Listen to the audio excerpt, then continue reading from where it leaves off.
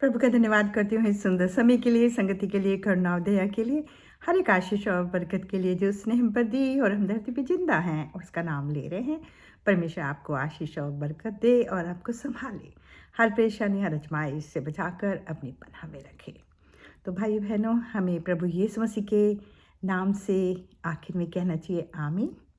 और परमेश्वर यहोवा जो उनके पिता का नाम है, उनसे मांगना चाहिए, तभी हमारी दुआओं को सुना जाएगा और हम धन्य बन जाएंगे।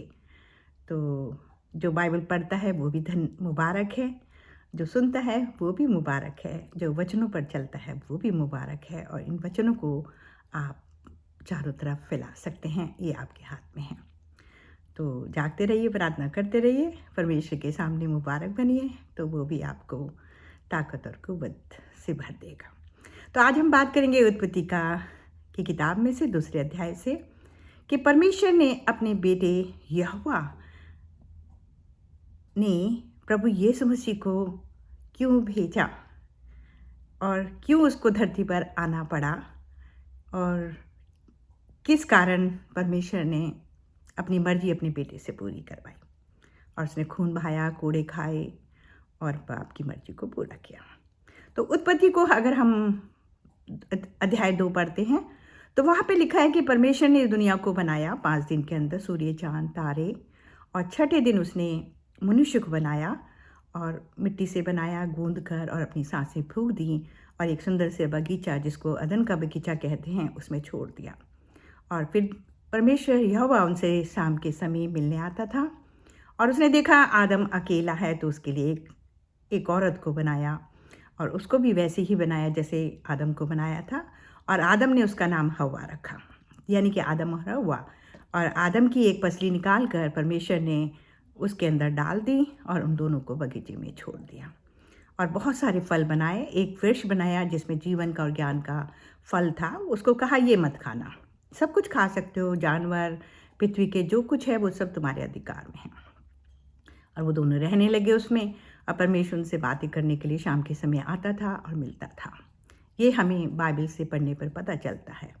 और एक दिन शैतान आया, अध्याय 3 में देखते हैं। इब्लीस शैतान, उसने सांप का रूप बदला और वो नारी के सामने खड़ा हो गया और कहने लगा, तुम सब कुछ खाते हो लेकिन इस पेड़ का फल क्यों नहीं खाते हो?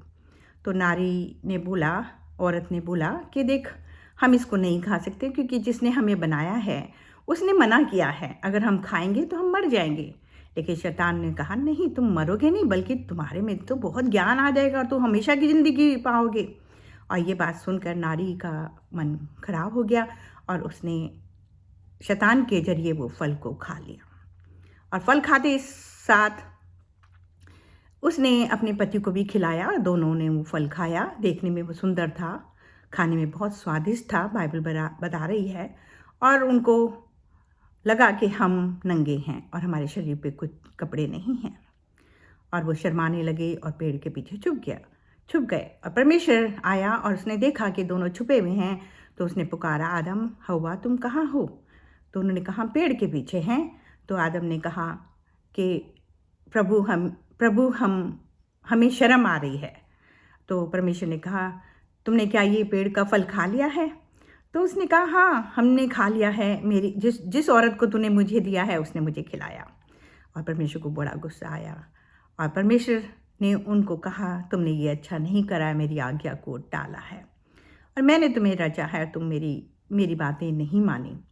और फिर परमेश्वर ने एक जानवर को मारा और उसका खून धरती पर बहा और उसकी चमड़े से उनके नंगेपन को ढका।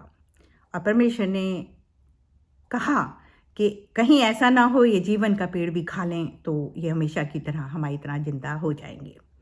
और उनको निकाल दिया और स्वर्गदूत उस बगीचे में लगा दिए और उनको निकाल कर उनको एक सज़ा के रूप में कहा कि औरत जो है अपने बच्चों को जन्म देगी और बहुत दर्द से देगी और उनको पालेगी, ये औरत की सजाई। और आदमी से कहा कि तू खेतीबाड़ी करेगा ज़मीन पर, तब रोटी खाएगा और खून पसीने बहाएगा और ज़मीन तेरे लिए कांटे वाले पेड़ पौधे उगाएगी। और सांप को कहा, तूने इन दोनों को बरगलाया है तो इनके बच्चे तेरे मुंह को एड़ी से रगड़ेंगे और तो उनको डंक मारेगा। आज भी दुनिया में ऐसा ही हो रहा है, आज भी कुछ बदला नहीं है। और इस तरह से पहला पाप धरती पर आया और सज़ा भी मिली। और फिर आदम और हव्वा के 2 बेटे हुए, एक कैन और एक हाबिल। कैन खेतीबाड़ी करता था और हाबिल जो था वो भेड़ बकरियां चराता था। और शायद उनके माँ बाप ने कहा होगा कि परमेश्वर ने हमें बनाया है, उसके लिए भेड़ चराओ। और वो दोनों भेड़ लेके गए अपनी पहली फसल की फल और सब्जियां, और हाबिल अपनी भेड़ों को का खून उसने मार कर खून कटोरे में भरा और परमेश्वर के लिए चल दिए। और दोनों ने एक ही जगह जाकर परमेश्वर को भेंटें चढ़ाई। लेकिन हाबिल की तो भेंट परमेश्वर ने ली, और जो खून था धरती पे बहाया गया था जानवर का, उसको पसंद आया। लेकिन कैन की भेंट उसने नहीं ली, और कैन से कहा कि तेरा मन अच्छा नहीं है, इसलिए मैं तेरी भेंट नहीं लूँगा।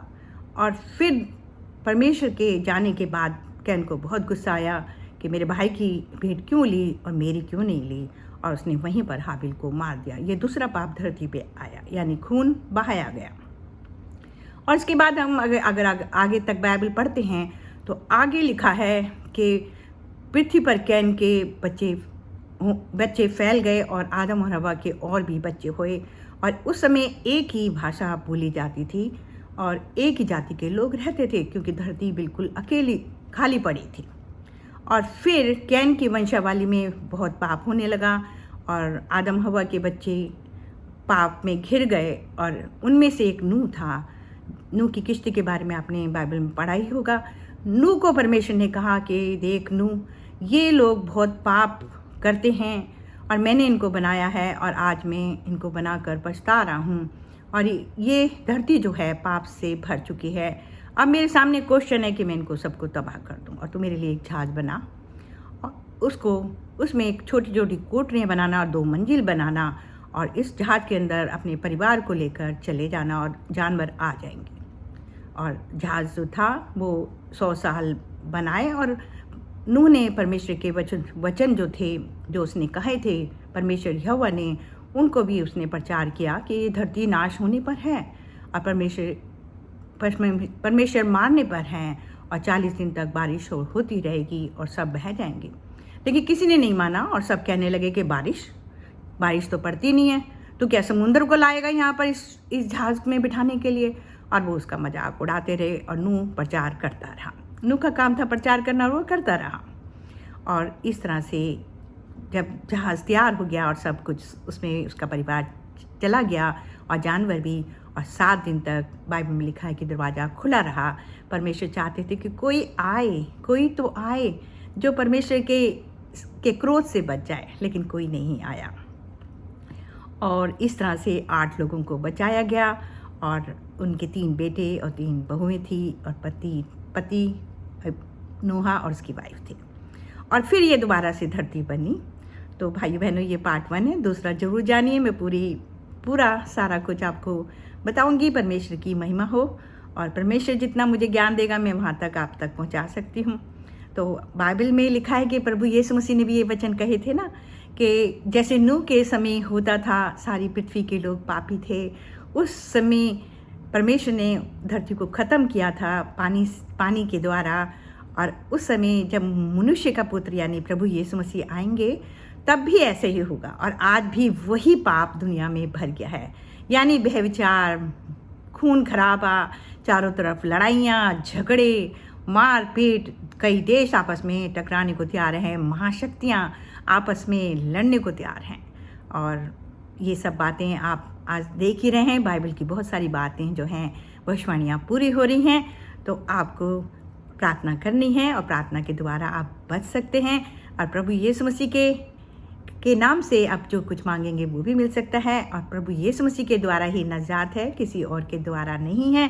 किसी भगवान ने ये वादा नहीं करा है कि हम नजात देंगे, यानी कि हमेशा की ज़िंदगी देंगे और इस पृथ्वी को नया बनाएंगे। जब प्रभु यीशु मसीह का आना होगा तो पूरा आसमान की शक्तियों को हिलाया जाएगा, धरती की शक्तियों को हिलाया जाएगा। और आज सब कुछ हम अपने युग में देख रहे हैं। तो जागिए, प्रार्थना करिए, परमेश्वर के वचनों को फैलाइए। प्रभु आपको चाहता है कि आप ऐसा करें।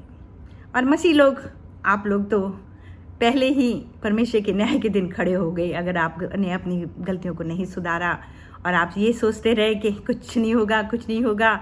हम तो परमेश्वर के चर्च में भी जाते हैं, हम तो दुआ भी करते हैं, हम तो दसवांश भी देते हैं, हम तो अनाथों को भी खिलाते हैं, लेकिन ये सब बातें आपको परमेश्वर के स्वर्ग में नहीं ले जाएंगी। आप अपने आप को बदलेंगे तभी आप जा सकते हैं। तो प्रभु यीशु मसीह के नाम से मांगती हूँ, आमीन। जय मसीह की। Praise the Lord.